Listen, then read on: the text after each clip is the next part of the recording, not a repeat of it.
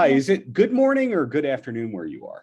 Oh, it's yeah, no, we're still in the morning.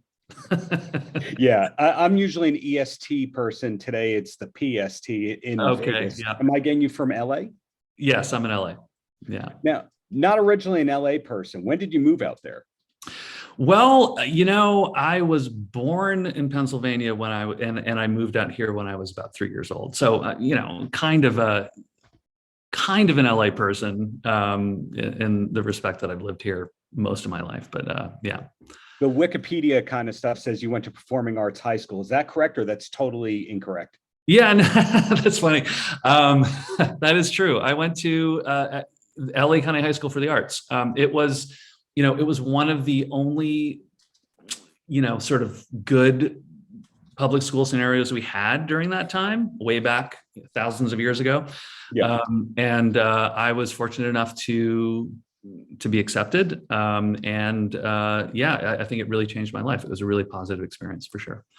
Not many actors have that thing to say, like that positive experience about school. So it's a good thing that you do and you did. Yeah. And you were working like within a couple of years of going to high school. When did it officially Yeah. feel like it was a career as opposed to role to role for you?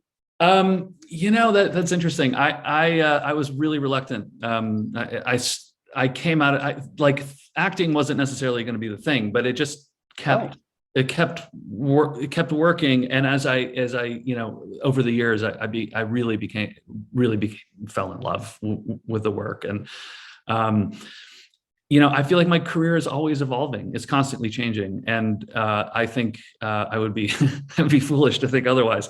That it is an ever evolving process, and I'm just grateful to have a job, as they come. So, it at this point in my life, I feel like I pretty much had to commit to it being my one and only,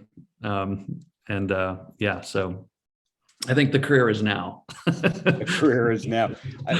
Before I ask you about Girl from Plainview, Yeah. Plainville, and all that, I said Plainview because being from Long Island, New York, I'm just used to Oh saying yeah, Plainview all the time. sure. Plainville, Girl from Plainville, great Yes. show, limited series on Hulu. But before I get to that, when I go through your credits, some of the Mhm. early stuff at the time must have been like a ugh, and then it became like cult favorites later on, like D2, Right.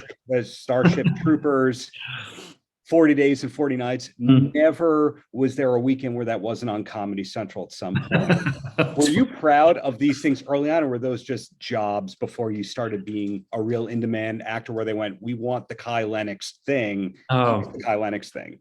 yeah, no, they were all great. To be honest, like I had, D2 was so much fun. You got to play hockey all the time, and everybody was just really, it was great. It was a great way to sort of kick things off. And again, I just feel like any opportunity to work is a is a blessing, really. Like it's really just getting to work as an actor is really a wonderful thing. So every project is a learning experience, and I definitely feel like I got to sort of cut my teeth on some films that I think still people come up to me and say like that movie really had an impact on my life, and that's cool. Like that's a really great feeling.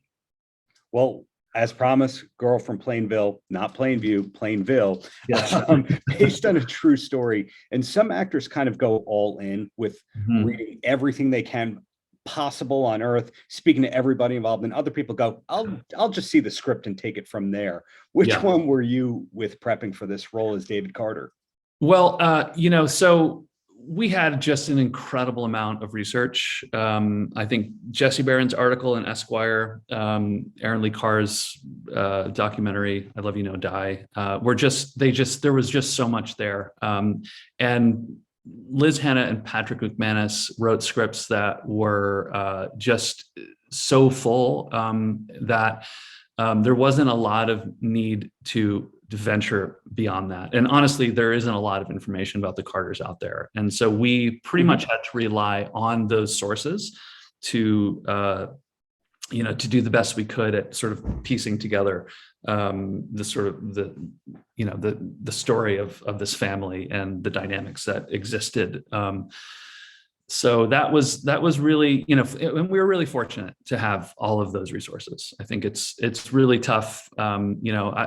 Initially I was like, oh, I hope I'm able to, bring some sort of depth and maintain a level of integrity with portraying this person. But ultimately, because it is dramatized and there are some fictionalized, aspects to the story, we were allowed to sort of inhabit in the best way possible these characters with the material that we had at our disposal. So it's a unique scenario being based on a true story. But in general, are you method? Are you one of those people that over prepares? I would say, yeah, if I have the opportunity to get unearth as much information as possible, I hesitate to say I'm one, I use one technique or another. I will pull from all resources, whatever helps. But yeah, I think the more information you have, the more specificity you have as an actor, it only enhances your ability to live authentically within the given circumstances. But at the same time, when they say cut, are you able to go back to your normal human being self within 30 seconds? Or is it don't talk to me for the next 48 hours? I am the harder. Yeah, no, I think, I think I've become I'm more comfortable with really investing in the script and letting that be the thing that drives it. So I can't have a life. I have to have return to my family and stuff. So, but I do. I mean, I totally admire people who are able to hold on to something like that kind of truth for duration of a project. I think that's really it's like being a superhero in some ways. And then in this particular project, was it a traditional audition, or had you worked with somebody before and they went, Kai's the person we want? No, it was a traditional audition. I had worked with Lisa Cholodenko on Unbelievable, but I found out later that wasn't the reason I got the job. But that being said, yeah, it was I taped, pandemic style auditions are now pretty much all on tape. So I taped myself and sent it in, and lo and behold. But yeah, man, it was one of those jobs that I felt, I felt a lot of connection to, and I was really pleased to find out that I got to work on it, or I was going to get to work on it. So. A lot of films, most people don't realize, a lot of TV shows have different groupings of filmings, meaning like, we're going to film 10 days. Oh, we need to do reshoots, or, oh, we're going to do the second batch in the next location. When did you actually wrap on this series? I think my last day was December 17th or something, or December 18th. We started in August. We started early August of 2021 and finished in December. So that is one of the quicker turnarounds that I've heard in doing interviews, more days than not. I've been getting a lot of 4 years ago.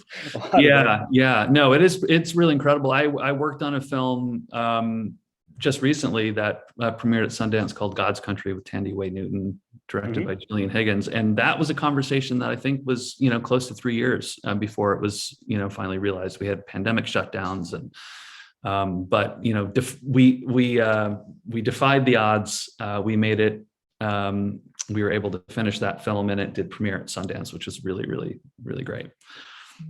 Got it. Well, winding down to the last few questions here, and these, if the correct answer is shut up, Darren, next question, we can do that. And okay. A lot of people of your stature, they're not allowed to say what the next project is until Deadline.com or the Hollywood Reporter says what it is. Are you allowed to say what the next thing is, or is it all about the Girl from Plainville? Oh, it's all about the Girl from Plainville right now. Okay. Next question. Do any photos of you and Annie Lennox exist? No. I have no relation to Annie Lennox, although I will say I had my stepmother was British, and we used to get phone calls at her house sometime in the 80s because we were in the white pages, last name Lennox, and she would pick up the phone and they wouldn't let her get off the phone because they were convinced it was her. So, but no relation. There you go. Speaking of music, favorite band of all time, do you have one? Wow. Favorite band of all time. You can just say Van Halen and we can move on. It's actually, oddly enough, it's not Van Halen. Wow, I don't think I could land on just one. The stock answer people usually give is the Beatles, of course. Yeah, well, I mean, of course. And then the last thing I want to know is going down your list of credits. You've been able to pull off comedy, very meaty, dramatic roles. Is there a kind of role that you haven't been able to do yet that you're still hoping you'll get the call for yourself, you will write? Yes. I mean, I feel like there's definitely a lot that I would love to explore. You know, I would like to return to comedy a bit. I think at some point, I feel like I've found my way down a path of very intensely dramatic project, and you know, I even have family members like kind of going like, when are you going to find your way back to the funny stuff? So who knows? We'll see how it goes. I'm just keeping my you know, trying to stay open and accepting to whatever comes my way. I'm looking forward to that next role, whatever it is, but I really thank you for the time and the many years of great work that you've put onto that screen. Paltrocast.